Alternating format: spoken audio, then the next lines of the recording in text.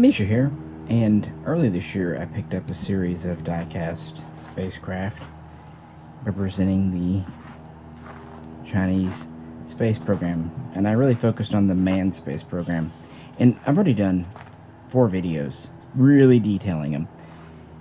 I'm also planning to do a 5th looking at China's exploration of Mars. And don't worry, we'll do America. In fact, I've got a whole thing on Artemis coming up too. We already did 3 on SpaceX, so I kind of go with what I can get models of. And right now, I'm gonna be honest, I wish this Chinese company would do the same set for Russia and the USA, because I really love these, and I kind of picked them up on a whim back when there were talks about tariffs and I was afraid prices would go up, and guess what, now they have. But what I thought I'd do in this video is revisit them, kind of do a synopsis talking about how China's space program has really evolved over the last 25 years, and from very rocky beginnings in the 1960s and maybe overshooting ambitions in the 1980s, it really has come a long way. Now, they've done a great job of playing catch-up with the US and Russia. They're almost there. Some might even say they are there. Question is, can they lead? Can they innovate? Or are they just going to copy, maybe make evolutionary but not revolutionary improvements to space? And I completely disagree with the Democrat Party's assessment that we should not focus on space and we should focus on fixing Earth first. I think space is the key to fixing Earth, and I think not funding space is a huge mistake, because if we don't, China will take the lead. And while I'm a big fan of friendly competition, I swear the space race in the 60s is maybe what kept the Cold War from never going hot. Who knows? I still don't want America to be second place if I can help it, but I do admire what China's done. So we're going to kind of cover from the very modest beginnings, and we're going to look at rockets, spacecraft, and space stations. And if you like more detail, again, I've covered these very much in depth in a 4-parter. And also covered SpaceX, as I mentioned, and Mir. And I started to cover the International Space Station, but ran into a couple of bumps. I need to get back to that, I know. But next videos are going to be on returning to the moon and going to Mars. But let's go back to the 1960s. Surprise! Unlike on the first video, I thought I'd be in front of the camera here. Be easier if we were at the cabin, but we'll make do, won't we? And it all began with a rocket. A ballistic missile, in fact. Now this is China's current and to date only man-rated rocket. This is the Tiangong, CZ for short, also known as the Divine Arrow in more recent times. This is the CZ-2F, the Long March, made by the Chinese Academy of Launch Technology, CALT, C-A-L-T. It is about 62 meters tall. It does have a launch escape tower, strap-on boosters. The core is about 3 1/3 meters wide, and then the boosters are about 2.5 meters. It itself weighs about 465,000 kilograms, and it can lift into low Earth orbit, LEO, about 8,400 kilograms, depending on exactly which version. We will talk about the 2F, 2FG, 2FH, 2FT, all that stuff. Now this version here flew November of 1999, and to date has flown 26 times, all successfully. But it was a very long road, one might say a long march to get here. And these come on these neat little plinths with the placard in Chinese, and you can easily remove them. So, pretty basic engine detailing, but I don't really think they wanted people to look at the bottoms. But you'll notice the boosters have one engine, 4 on the main. These are not reusable, although China is experimenting with reusable to kind of keep parity with SpaceX. You can also unscrew the launch tower, and you might want to do that because those are only featured on manned flights, and these have done satellite missions, although in more recent years they have bigger, better ones for that. Yeah, going back to the 60s. The Genesis was around 1965. This was a missile, an intercontinental ballistic missile, but it was pretty meh. So in 67, they decided to convert it into launching kind of small payload satellites. In 68, there were the first attempts at a space program. And what they were going to do was basically copy the Gemini, or Gemini if you want to say it like NASA did, capsule. And they even had a batch of taikonauts, Chinese astronauts, picked by 1970, 1971. So they were thinking they were ready to go. But anyone who knows Chinese history knows that this wasn't the time for this. It was just horrible, from famines and worker issues to political upheaval, assassinations. Every program pretty much did not go anywhere during this period, including the space program, and it was shelved. But they would continue working with the rockets. They would have the earliest test flights in 1970, 1971, kind of using up what they had. And this immediate predecessor would first try to fly in 74 and fail, have its first successful flight of the CZ-2 initial version in 1975, and it would fly a few more times. And then you get to the 80s, and we go to the CZ-2C. There's also different efforts, but what we care about is we get to the 90s, and we get the CZ-2E, which, while was of limited success, was this immediate predecessor. It was flying in 1994, but it was not man-rated. And, well, by this point, China's space program is kind of back on track. I'm pretty sure this whole thing is metal, even the fins, escape tower. Again, the details aren't super crisp, but for a display model with a base, these were pretty inexpensive. $25, I think. 30 maybe. Good old late night Amazon browsing at the cabin. So after things start to get back on track, a lot of military programs, fighter jet programs get back on track. In 86 or so, they're going to go back to space, and they want to copy a space plane. That was all the rage. America was flying the shuttle. Russia was about to orbit Buran, and China wanted to follow suit. But considering they'd only put small satellites into orbit and not all their rockets were successful, this wasn't practical. And by 1990, they realized that.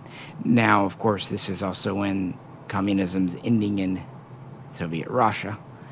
So they end up doing a technology exchange. So instead of copying Gemini or a space shuttle, they will have a license-produced variant of the latest Soyuz. It's not a ripoff. They do get technology and assistance from Russia. And by this point, the Long March, the CZ-2 rocket, has matured. So in 1992, they lay out a roadmap of what they want to accomplish, and it is known as Project 921. That's just the date code system. And in September of that year, they finalize it. First step, by the late 90s, they're going to shoot up a man-rated version of the 2F with an unmanned version of the capsule, 2 test flights. And they're going to have the first manned mission in 2002. After that, they're going to have subsequent manned missions testing things like docking, rendezvous, that kind of thing, running through 2007. Then, between 2010 and 2015, the third stage plans to orbit a 20-ton space station and to work with it. That's the roadmap. And they won't hit these goals, but they're not that far off, because the first unmanned test flight would occur November of 1999 with this rocket. And on top here, we have the spacecraft. Meet Shenzhou. And yes, I know it's gold. Well, now I do. The joys of literally blind shopping. I had no idea. Also, I can't see it anyway, so yeah, we'll just call it a trophy. This was China's first manned spacecraft, and obviously it is very closely related to Soyuz, but it is better. Get this unscrewed here. By 1995, Russia and China were working closely. Russia was also helping train the taikonauts, so a whole new batch was picked. And China modernized. Yeah, there's a lot of threads on these. It's good though, they don't come off. Modernized the Soyuz. Now, of course, Russia has done some modernizations too, but they made it about 10% heavier and a little bit roomier. They made the main cabin, the descent capsule, quite a bit larger, about 6 cubic meters of pressurized volume versus around 4 on Soyuz. Of course, a lot of that does get taken up by equipment. They also really improved the orbital module, but we'll get there in a bit. All in all, there's about 14 cubic meters of pressurized space in here. And then, of course, we also have a service module with solar arrays back here. All told, it's about 9.3 meters long, 17 meters if you count the solar arrays, about 2.8 meters if you don't. And it weighs just a little under 1,700 kilos. So it's within the range of what the original CZ-2F could launch. Of course, the only part they would return to Earth is the descent module. However, they've opened up potential with the orbital module.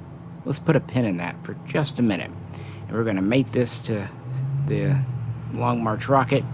First unmanned test flight was November 1999, as I said. Now, it did not have the solar arrays. It just operated on batteries. In fact, a lot of the systems weren't ready yet. It was almost an empty hull. Now, the next test flight would have living cargo, but it was like a dog, a rabbit, a turtle, I think. Probably a good thing we didn't put people on board, because while the flight went okay, the parachute failed to deploy, kind of what happened with Soyuz 1, and so the descent module hit the ground, split open, and burst into flames. So, you know, there weren't survivors, but at least they tried to retrieve them, unlike poor Laika. If you know, you know. This is neat, too. I feel like a little bit of this might be polymer, but like the solar arrays are metal.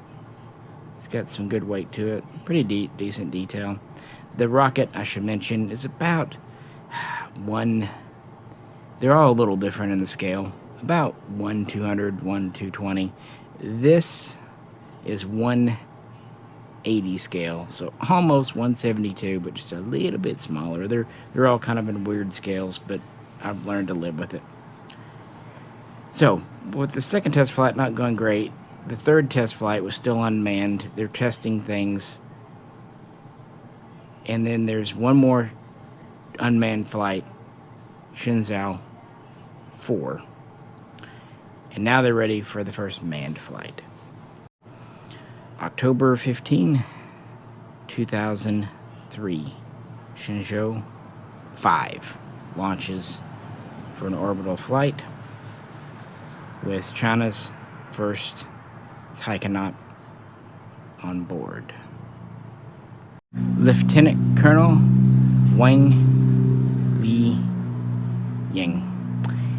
And it goes fine. Now, he wears the spacesuit the whole time. Doesn't get out of it. Not a short-sleeve environment. He's the only one on board. These were always meant to have a crew of 3 at a time, but yeah. By the way, Shenzhou translates often to heavenly spacecraft, heavenly craft, but I like the more traditional translation of heavenly boat. Yeah.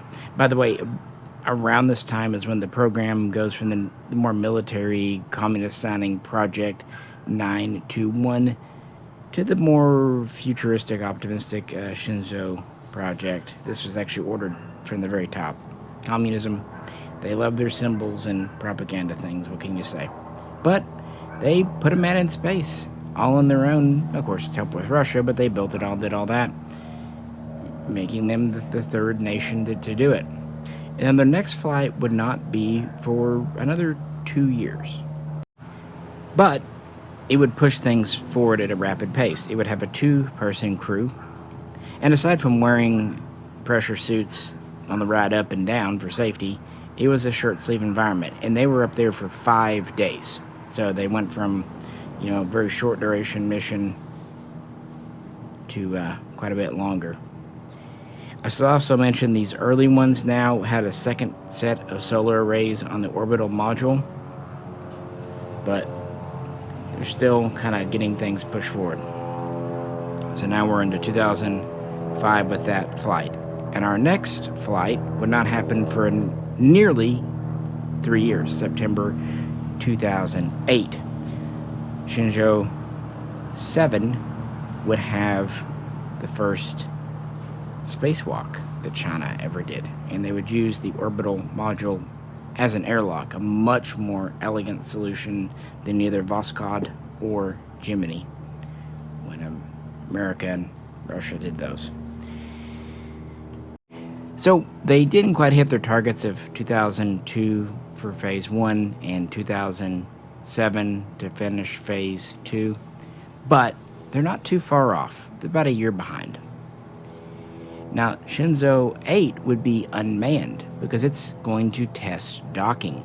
It was also the prototype of the full production version like we have here, and it would drop the second set of solar arrays because, it was designed for docking. Up to this point, they've just gone up in orbit, done their thing, but from the get-go, as I mentioned, they were planning on a space station of sorts. But one thing that's really neat with the orbital module with Soyuz, there wasn't a whole lot you could do with it. I mean, you could live and work up there was a toilet, but once you disconnected, it was just dead air in space. This actually had an airlock system, a hatch, so while it couldn't re-enter, it could be left in orbit to run science missions, hence why originally it had its own solar arrays, or it could be redocked with another Shenzhou mission later on, or it could be left docked to a space station as a small, add-on module. In fact, some of the early concepts for a space station was to have 1 or 2 of these up there to Shenzhou's and just make that your space station.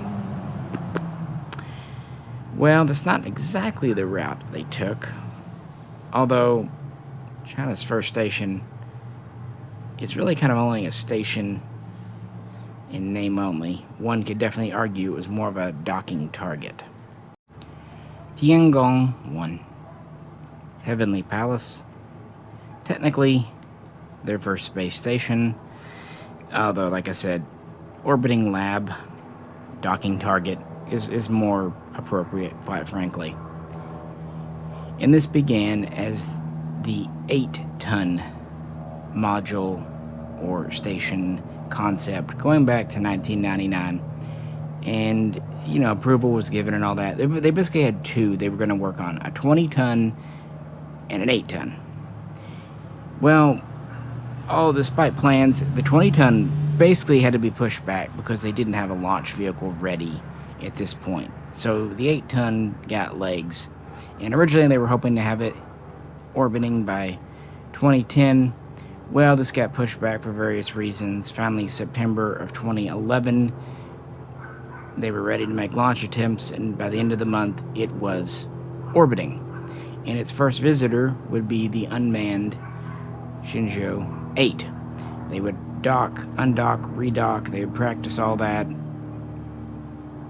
and afterwards, it was ready for its first crew. And they were supposed to go up in early 2012, but again, a minor delay. But by June, they're going. Now, the technology here was kind of based on an expansion of the orbital module from Shenzhou, which of course was based on the Soyuz. It was a lot larger. It's about 10.4 meters long and 3.4 meters at its widest point. And it has very similar solar arrays to Shenzhou. It about 18 meters across span, give or take, because it's a little more narrow back here. And it is divided into like a service module section with a couple of thrusters, communication arrays, and of course a docking port. Now, some sources seem to indicate it had 2 ports with one never being utilized, but I don't know if that ever made it into the final design. Internal volume, because of so much equipment, science racks and everything, was pretty limited. Sources kind of disagree, but comparing it to like the old Russian modules, it's like 1/10 the space. It's just a few cubic meters, because we have a lot of science racks, we have a lot of tankage for oxygen and stuff. We do have 2 sleeping berths and exercise equipment, but the toilet on Shenzhou and the quote-unquote kitchen on Shenzhou were to be used. So it would be, now at this point, we do have a 3-person crew, Shenzhou 9. It would also have the first Chinese woman in space, so that's cool, I guess. And they would go up in June, and they would spend 5 days docked with, living in Tiangong 1 here, testing systems out. So 1 crew member would remain in the capsule for sleep, and 2 would be on the station. And basically, they were there to swap out science modules, practice things, and the idea was to send a mission up every year or so to swap out science banks and to see how the systems were maintaining themselves, getting on. So yeah, not a big deal there. After the not quite a week up in space, they would return and make way for Shenzhou 10, which would dock a year later, June of 2013. They would practice orbital repairs and maintenance because it's been up in space for a year and a half now. And they would stay much longer, just over 2 weeks, 15 days. Just kind of living, working in space, giving data. And it's also giving time. Now, you might wonder how they lifted this. Did they finally get a new rocket ready to go? No. Still, it's the 2F, but they updated it. As I said earlier, its payload capacity was about 8 tons if you're, using... Well, let me say this. It's 8.5, but that includes the launch escape system and the protection for the Shenzhou capsule. If you're launching this unmanned, you don't need all that. So they're able to squeeze a little more lift capability up to about 8.6 thousand kilograms, so they can get this module in orbit. It weighs about 8,400 kilograms, 8,500, without people on board.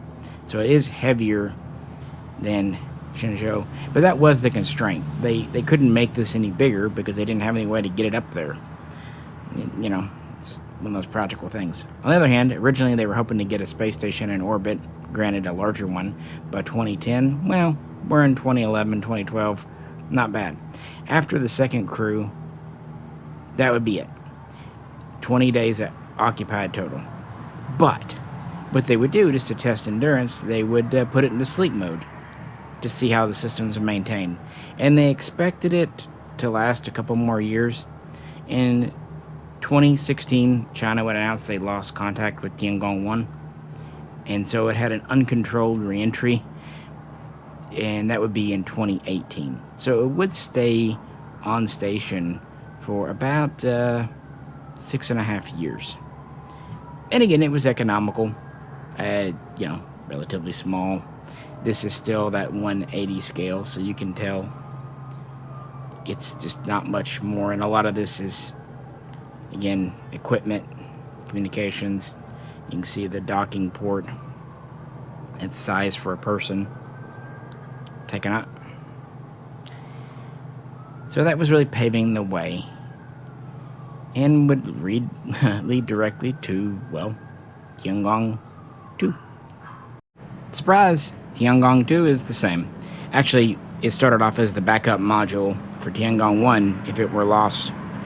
So pretty much the same dimensions. It was slightly heavier at about 8,600 kg. But that was mostly a little bit better living conditions, more science. And originally it was planned to be orbited in 2015. This would be postponed. It would go up in September 2016, again on an updated, modified 2FG Long March rocket. They could lift a little more and more modern technology. And there were supposed to be 2 crewed flights. Well, didn't quite work out that way, but we'll get there.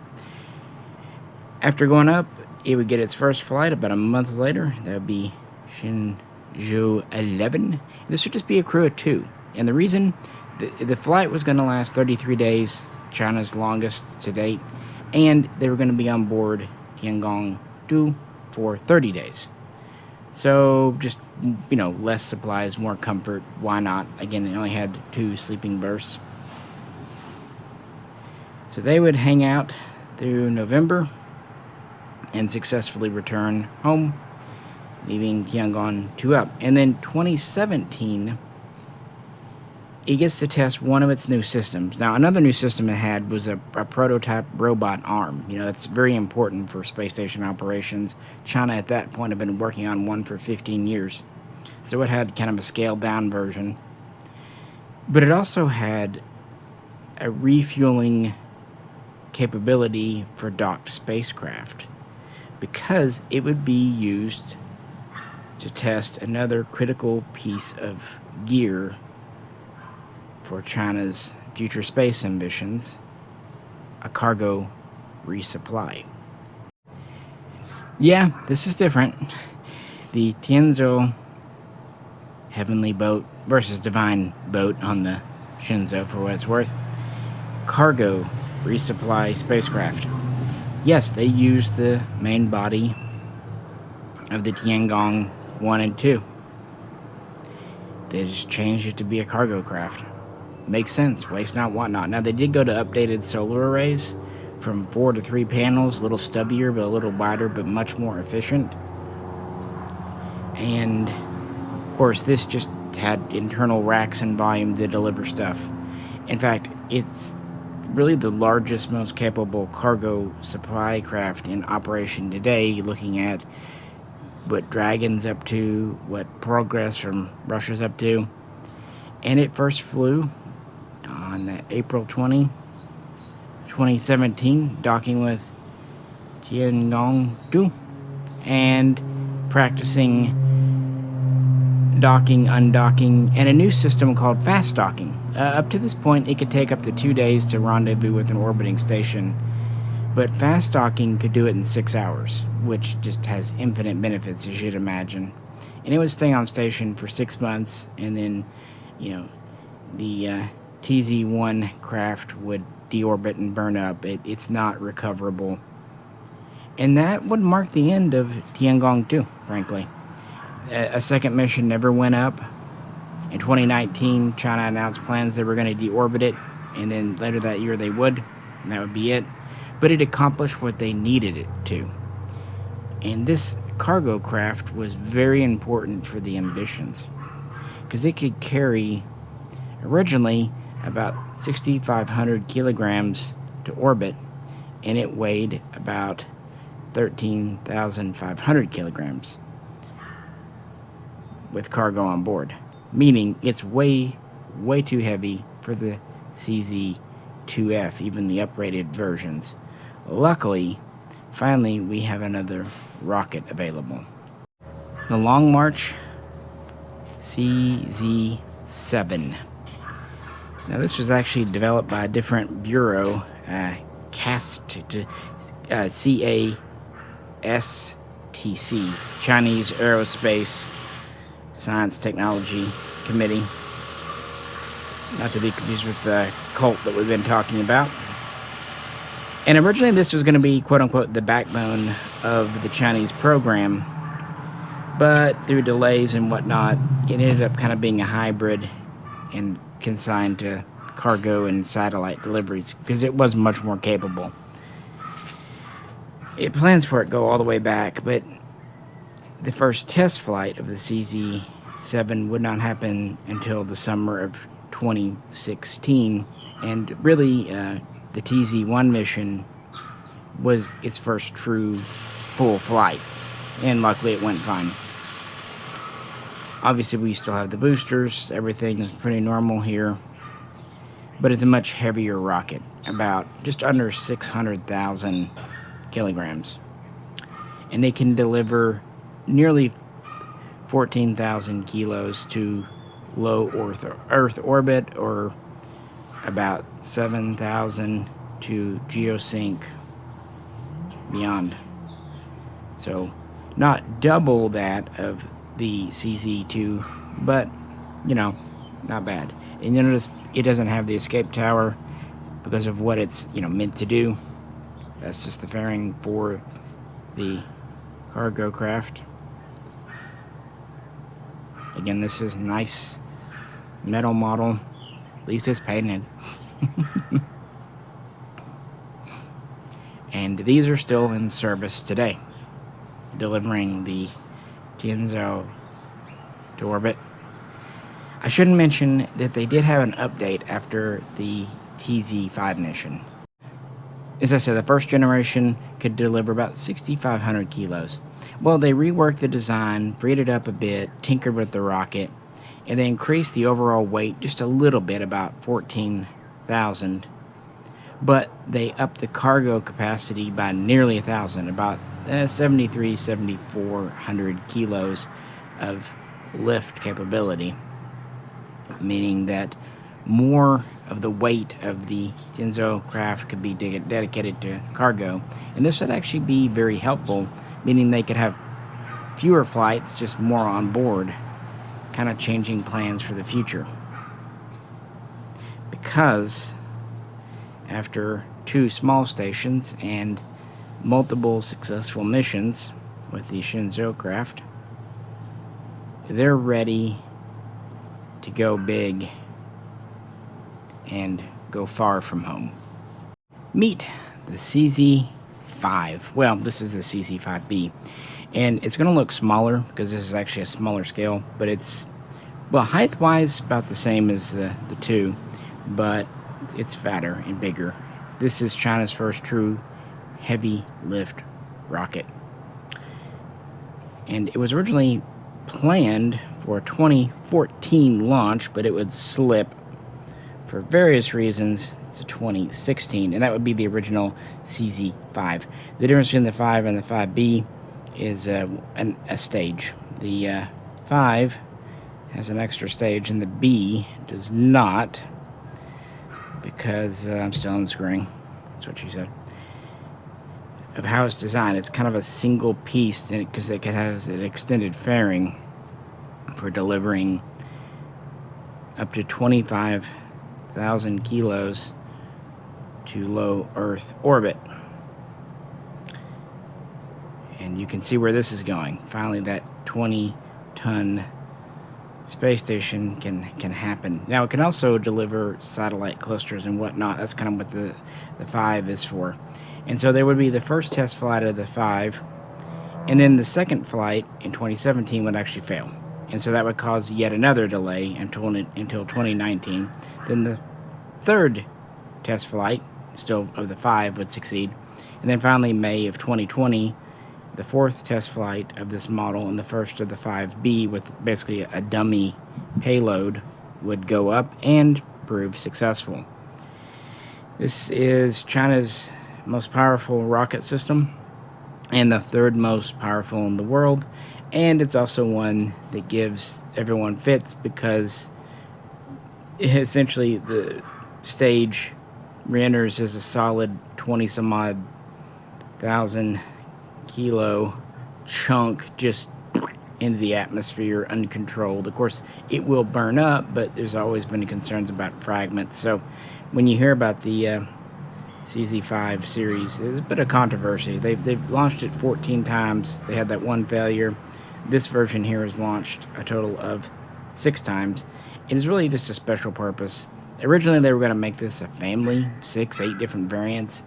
But as it happens, the CZ7 and other versions kind of took over, really just meaning that the 5 was for just the heavy lift or like satellite clusters, what have you. Can't remember if I mentioned it, but this is back to being designed by CALT, C-A-L-T, versus C-A-S-T-C. It's the 2 different design bureaus. I'm just mentioning it. Communism's a little weird. I like the model, but I do wish the rockets were in scale to each other. They're more just kind of scaled to fit the box. And since this one's so much wider, I guess they made it a little bit shorter. But again, based on the price, I'm not going to complain. And hey, at least these aren't gold. And now that we have a cargo craft and a rocket to get it into orbit, and we still have a dependable spacecraft ever since Shenzhou 8, we haven't really changed it. It's working well. We're still using the CZ2FG variant. There were plans to use the 7, but it just never came to fruition. And we finally have the 5B ready to go to lift a heavy load to orbit in 2020. We can get to China's ultimate goal, fulfilling the dream that goes all the way back to the late 90s. By 2018, we come to a period that might seem like China, the manned space program, isn't doing much and is stalled out. That's not really the case. But I will say that Shenzhou 11 in 2016, 2016, was the last one to fly, and would be the last one to fly for a number of years.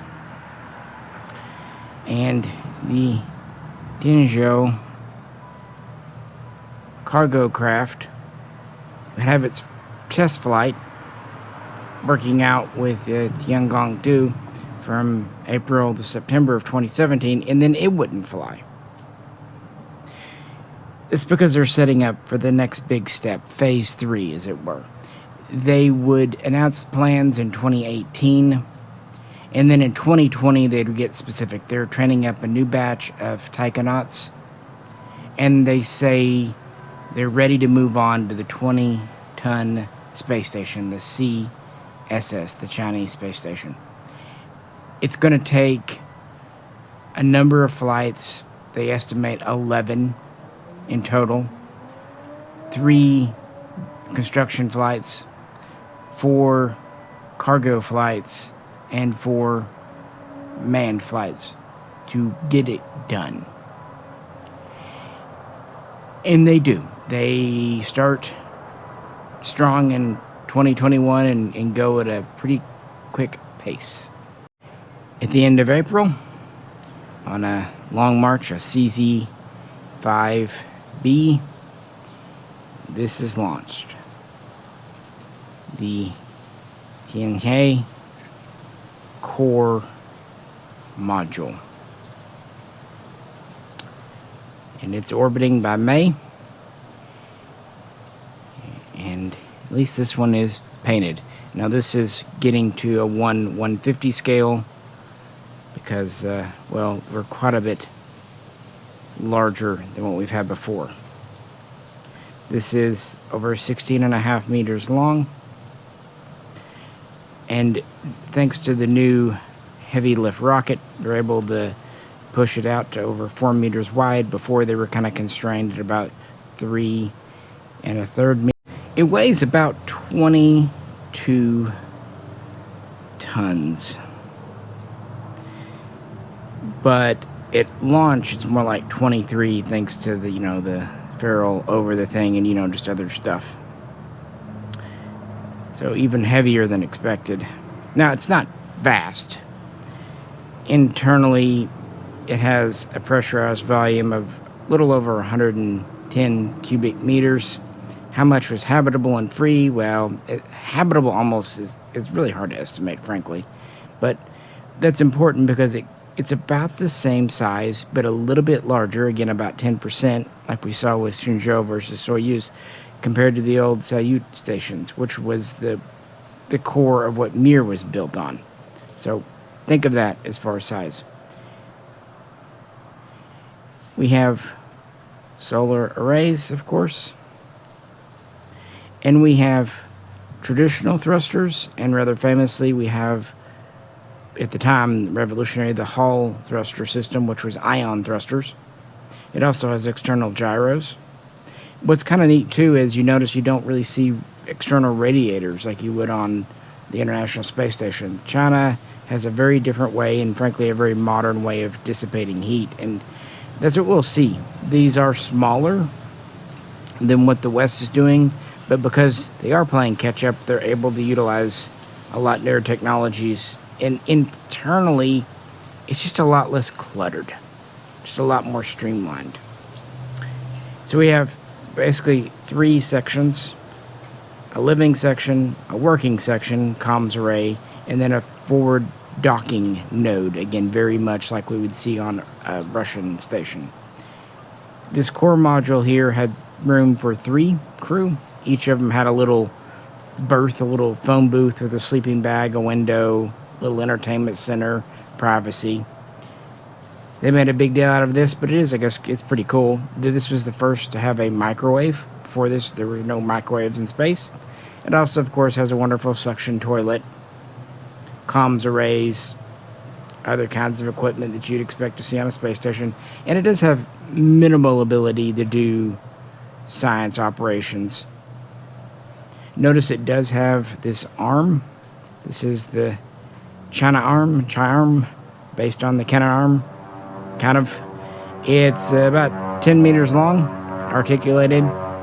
Now, Tiangong 2 did have a small arm, but it was a proof of concept. It was under 1.5 meters long, and it wasn't even mounted on the outside. It was actually used in the workshop inside, but they scaled it up 10 times, and kind of what they learned there, they based it on here. And we have a docking node. Now we have side ports for extensions.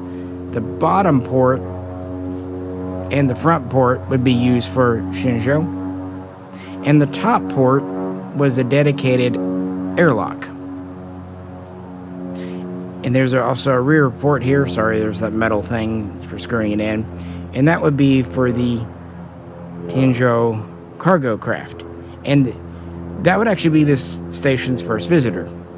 In May of 2021, the second cargo ship would go up and dock, kind of getting things ready, and it would stay connected for just under half a year, because finally the next manned flight would go in June.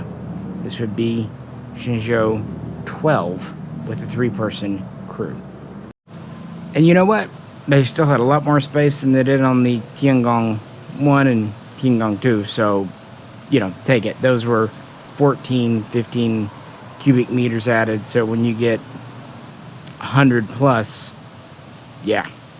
But there's a lot going on in here. A lot of equipment, and they're busy. It would be a relatively short duration of about 4 months. One of the shorter ones we'll get to. They would leave in September. The next Tianzhou cargo ship would dock, and in October they would make room for Shenzhou 13. And this was important because this was China's first 6-month mission, which was the planned standard mission. The capsule was pretty much ready to be on orbit for at least 6 months. That's kind of what we see in with Soyuz and Dragon 2. Obviously, in a pinch, they can make it well over 200 days, but 6 months is a good time. You don't lose a lot of bone structure and all that. You can recover. So 13 would settle in further. And really, coming up next, we get to, I guess, what I would consider my favorite mission, June of 2022, Shenzhou 14, because they had a lot of work to do. I should also mention that they did have some EVAs using the airlock too, so now China has more than just one under their belt. And it's a pretty cool little station. But as I said, there were multiple assembly flights. Using Tiangong 1, Tiangong 2, the 8.5-ton modules really was just something they had to do because of the CZ-2F. Obviously with the CZ-7 they were able to lift over 13 tons, but they wanted to go more. And so from the very get-go, when they fully announced their plans between 2018 and 2020, it wasn't just going to be one 20-ton module. It's going to be 3 of them mated together. And they're very similar in a form factor, but very different in what they can do, although there is overlapping features. So, in case systems fail or additional resources are required, there you go. And sometimes you do this. If you look at Mir, some of the add-on modules were the same as the original DOS section, but you also had smaller modules attached on too. So, yeah, they're kind of going big instead of going home at this point, finally. But we have expansion room. Again, 1 port in the back. Okay, we need a couple of free ports for visiting spacecraft, but we have at least 2 good ports for expansion. And after we've had 2 crews up, again, 14 is up in June, and they're going to have a very, very busy time because that July, another CZ-5B lifts another 20-ton module. Actually, it's 23 tons. It's a little bit heavier than the Tianhe core here, and it'll dock in a couple of places. We'll get there. And in October, the second 23-ton module will go up, and then in November we still have Shenzhou 14 crew there. At the end of November, China would declare the station complete and finished and good to go. And now, I say the station. The Tianhe, meaning Harmony of the Heavens for the core, that's not the name. This is where it gets a little confusing. They're using the Tiangong name again, not Tiangong 1, not Tiangong 2, just the Tiangong CSS Chinese Space Station. So sometimes when you go to look at information that understandably gets mixed up, I've noticed it really confuses AI. Anyway, this was the core. Let's look at the full assembly. Again, to help with scale, the craft here is a 180. This is a 150 of the complete Tiangong space station. And remember, again, I can't see pictures when I'm shopping. I was absolutely thrilled when this came in as a complete station, because I didn't know. It didn't say anywhere that it included the extra modules or docked craft. I did wonder why it was so much more expensive, but, hey, there's all kinds of reasons. And I'm going to be honest with you. I wish to God they would do a version of Mir, the International Space Station, even Salyut in this style, because I really like it. It's not overly detailed, but it's sturdy. It's all metal except for the wooden base. There's just a tiny amount of polymer, but even like the solar arrays are metal. And it does have some moving parts like the arm. And you can reconfigure it. I'll be honest, I thought about doing it for you, but it's a lot of work. It's all kind of screwed together, so I could move the modules around, at least to certain areas. Like, for example, I could pull off the Shenzhou up here and put one of the modules in the front. And why would I want to do that? Because when they came up to dock, that's where they went. They would berth at the front port, and then they would use the robotic arm to move them to one of the side ports. Back here, we have the supply craft. It would typically dock in the rear, where it's just out of the way. Obviously, once you unloaded the supplies, you would kind of end up using it as a trash can. And that freed up all the front for, good times. Our two new large modules are Wingtang and Miangtang, which questing, reaching, grasping for the heavens, and dreaming of the heavens. Both are classed as scientific experimental modules, and they are very similar to Tianhe, but a little bit longer. Part of it is the new solar arrays. They're just under 18 meters long. They're still 4.2 meters wide, and they weigh, as I mentioned, just a little bit more, about 23 tons. As far as habitable volume, Wington has a little bit more pressurized, a little under 120, whereas Mington has a little less than the core at under 110, again with the core being around 113, 115. I'm rounding here. It gives you just an idea. And they do have some specializations. And again, they would first dock in the front port automatically. This is all an automated system, and it went very well. And then they would use the arm to put them first starboard and then port, because, well, you need symmetry. They would only move them right before the other one would come up, otherwise it was a weird flying shape. Even in space, you can't have things just way off kilter, despite what some think about things, because low Earth orbit still has drag and all that. So let's talk about what each one gave the station and capabilities. Wingting, which first came up, was kind of intended for Earth, natural growth sciences, and also to be a secondary control and living center.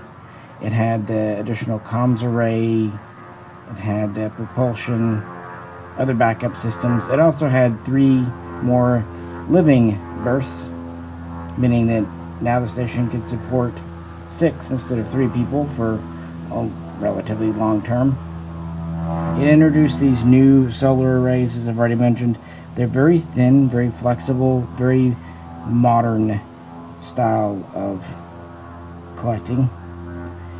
It introduced a more appropriate EVA airlock. Again, we had the one on the core on the top, which is still usable, but this one was a more appropriate. We saw the same thing when they were building the International Space Station. You can use it, but it's more accessible. They had a lot more science racks and stuff inside, 2 external mounts for certain science. It really did expand the ability. So it would go up in July, it would be berthed on the side in September, making room for Miangtang over here, which would come up at the end of October, and then it would be rebirthed that November to its side, making the T shape. And what it specializes in is more space sciences, microgravity and kind of other, spacey stuff. To that end, it really didn't have additional living areas, although it did bring a couple of new exercise machines up for the crew, including a rowing machine, but it didn't have additional living berths, and it didn't have as much backup equipment as we would see with the Wingjiang, but it had more external arrays, and it had a science airlock. Not really for people, but you could put something in a shirt sleeve environment inside, and then put it on the outside for microgravity science and stuff. One other neat thing that came up with Wingtang was another arm. The 10-meter arm came with the core, but a 5-meter arm would come out for fine manipulation of external payloads, and if needed, it could mate together with the 10-meter to make a giant super 15-meter arm. So that's pretty cool. Just giving it a lot better flexibility. And speaking of, Shenzhou 14 would be the last that would come up to the station and just read a note from the previous crew.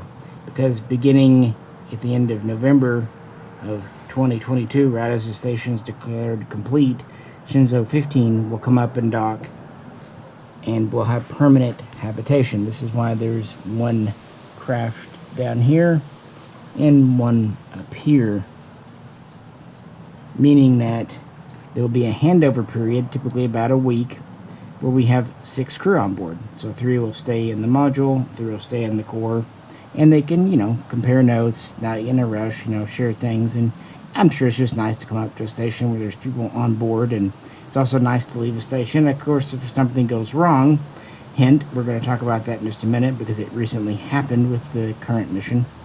You have someone on orbit to help you either way, and you have 2 craft capable of re-entering docks too, and that would not be possible without the add-on modules. So yeah, beginning at the end of 2022, running through today, the end of 2025, it has been continuously inhabited for just at 3 years. And to keep a crew fed and happy, because they actually have quite a nice menu on board, including hot tea. In fact, this year, they even introduced a space barbecue grill. Yeah, I know. Well, barbecue in quotes, but it's something. The Shenzhou cargo ship. Now, as I said, the original plan was for 4 flights, and that would be TZ2 through 5. They were the original style that could deliver about, 6,500 kilos. But beginning with TZ6, the uprated version that could deliver up to 7,400 would start being used. And this was good for them. Originally, they had planned to send 2 a year up. Now they're thinking they might be able to get away with doing 3 every 2 years. So saving on the economics. They can still send up 2 if they want. But after the first 4 of the original style, the subsequent ones have been the uprated version, which is gets a little more up there. And anytime you can cut costs to get stuff on orbit, it's a big deal. And anytime you can provide some small taste of home, comfort of home when you're that far away, it's also a big deal. The completing station, as it stands today, depending on how you exactly measure solar arrays, is about 55 meters by 39 meters. Of course, it's quite thin. And it has a total pressurized volume of about 340 cubic meters. So almost as much as Mir at its largest point, and as much as Mir and even larger than it was for a lot of its life, especially during the Soviet era, and larger than Skylab. And that means it's about 1/3, maybe slightly more than the International Space Station.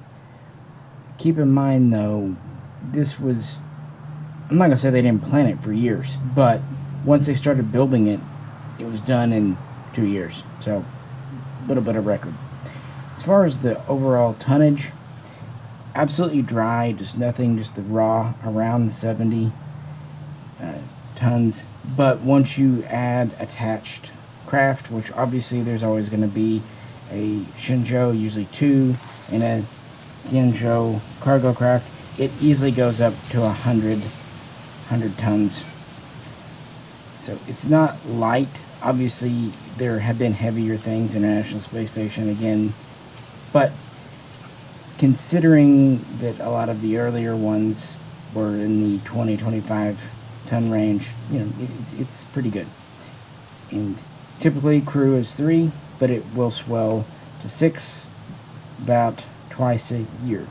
So Shenzhou 14 handed it off to 15, which handed off to 16, which handed off to 17.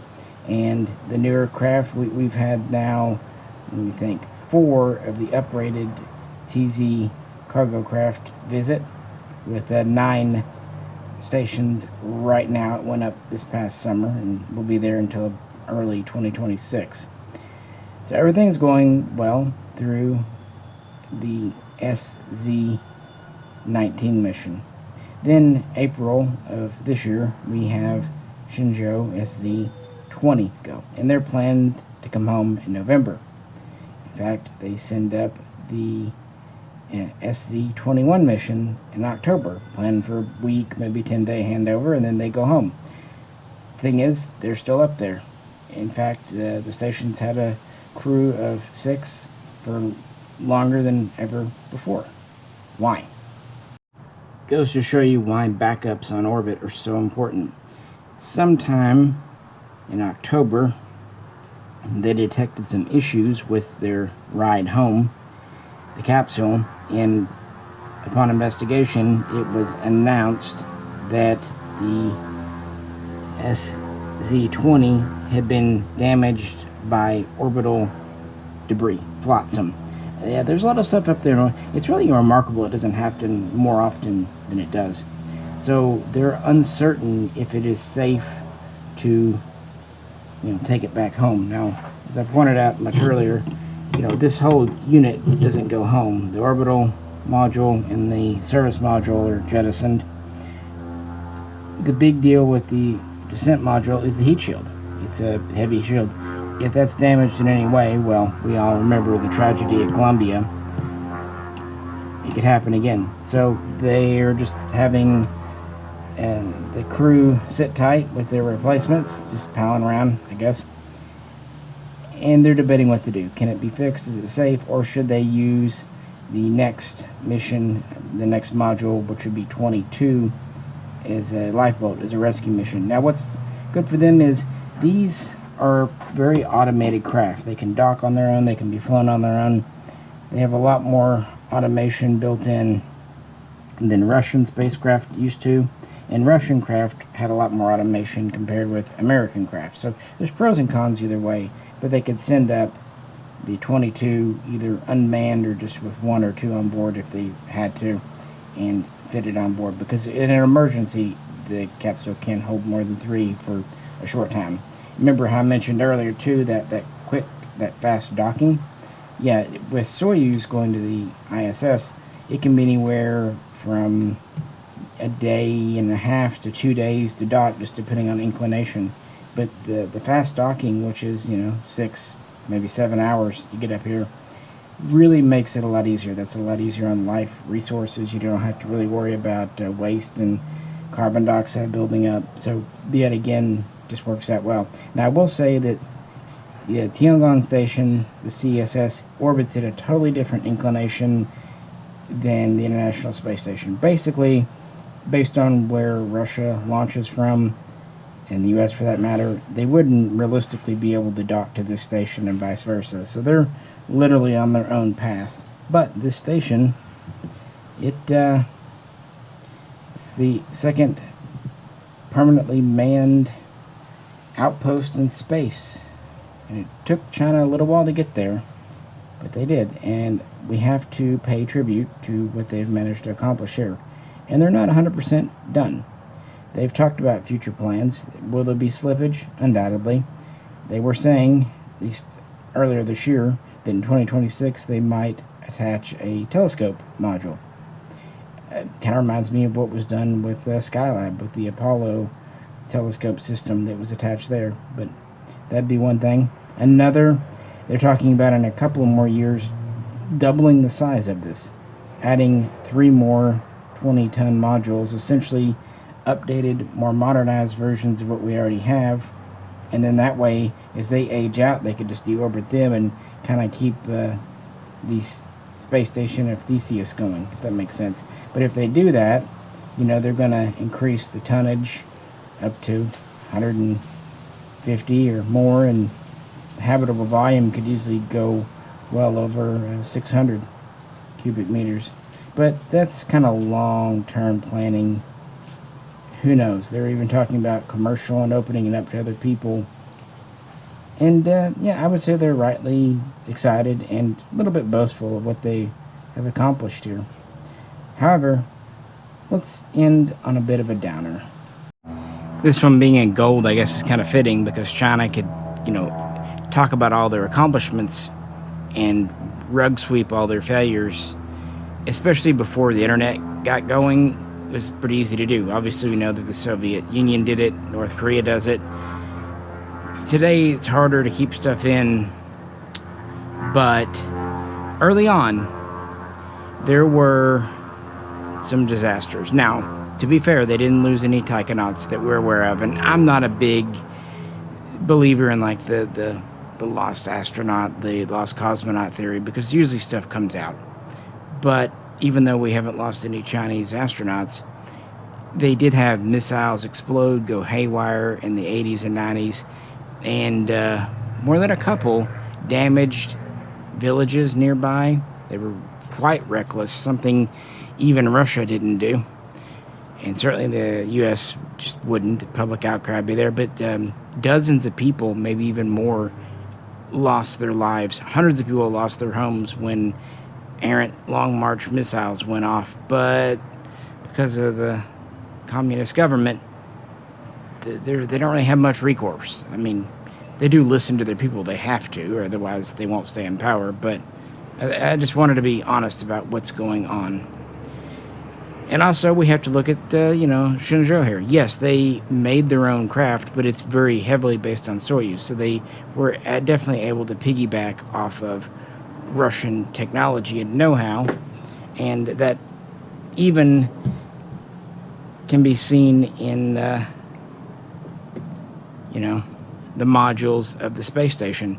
This is very similar to the Salyut, the DOS system with the kind of tapery front, back. Russia's been using it. They use it on the International Space Station now. They used it on Mir. They were going to use it on Mir 2. So it's definitely the Russian system. But you know what? If it ain't broke, don't fix it. And really where they've innovated, first, the ion, the hull drive system. Second, the solar arrays. That's one area they've really improved. But also just the internal things, not having as many pipes and cables out, having Wi-Fi and wireless stuff where possible, and just a cleaner, neater thing. So they're able to utilize the space more. And even though they had issues kind of getting a heavy lift rocket off the ground, and even though today people still don't like how the CZ-5B re-enters, they seem like they at least got a reliable one. The original 5 had one failure, but the 5B has been pretty successful. And they have innovated their own. Looking at the Tiangong 1, Tiangong 2, the Shenzhou cargo ship. Yeah, they kind of based this on the orbital module a bit, but it's its own thing. And to be fair, this is the heaviest lift, the most capable. It's got 40 cubic meters inside. It can lift up to 7,400 kilograms to orbit. So that's better than Dragon. But Dragon can return stuff and is reusable. This isn't. It can't return anything. But it's clearly better than Progress, which is what Russia uses, which is really just Soyuz. It only can lift about 2,600 kilos. At least Cargo Dragon can do about 3,000, 3,500. They keep changing the specs. So this is still the best one out there, and not just internal lift, but the racks and stuff, the volume really goes there. By the way, externally, the only real way to tell the stations from the cargo ship are the solar arrays. They're both about 3 meters tall, but these are, about 5.5 meters wide with 3 sections. The Tiangongs were about 7 meters with 4 sections. Kind of upscaled versions of what's on Shenzhou. No, I just kind of felt like revisiting. This is an hour video, but considering I did 4 parts that are over 3 hours. It's still a consolidation. Plus, I wanted to update with events because of the current Shenzhou 20 mission. Hopefully, they get home safe. I'm sure they will. But it's a going, and with the ISS looking like it's coming to the end of its useful service life, if we don't do Artemis or something else, we'll see. It's going to be a very interesting next decade in space, and that's why I do kind of find what SpaceX is doing quite interesting. But this is just me. I don't know much about the technical side of things. I'm not an engineer. I'm more on the human side of things. The living, working in space, the history of it is what interests me. That's why I didn't talk much about like the fuel and staging of the rockets. I do like numbers, but I'm more in like size, length, habitation, how they live and work up there. I don't know. I feel like it's a very worthy thing for humanity to be doing. And I really do like these models. I finally figured out what they are. I've been buying on Amazon. They're actually over in China gift shop items that you can buy at their various locations. People can visit in the visitor centers. China's been doing a lot to try to promote space with the people, especially the younger group. So these are things you can buy, take home, give as gifts. That's why some are gold. Thankfully, some are at least the painted, like the space station and the core here. But boy, I'd love it if they would do this style and cost. I mean, they're quite affordable for what they are for the West and Russian space travel too. I think that'd be neat. But I also understand why they're kind of, it's all propaganda, but not all that's necessarily a bad thing. But I think they're neat. I'm a sucker for diecast. The word scaling kind of threw me off at first, but I'm over it. I'm good. At least that's what I tell myself. And I really like these. I had a lot of fun with them, so I just wanted to share them with you again. And if you'd like to know more info, you can check out my older videos. But with the new camera and stuff, and I just feel like being in front of the camera for most of this, why not? But yeah, next time we're going to look at what NASA and SpaceX are up to vis-a-vis the moon, and we're going to see what NASA and China are doing vis-a-vis Mars. I already kind of did a teaser video on that, so plenty more to come this season. But you liking, sharing, subscribing, commenting, the more you do that, the more it gives me get up and go juice, because I often have to do these videos at the end of my day or when my other work's done, so I am pretty tired, but I do enjoy doing it. So I hope you enjoy watching it. On behalf of Miss Peanut and her little sister, we'll catch you very soon next time.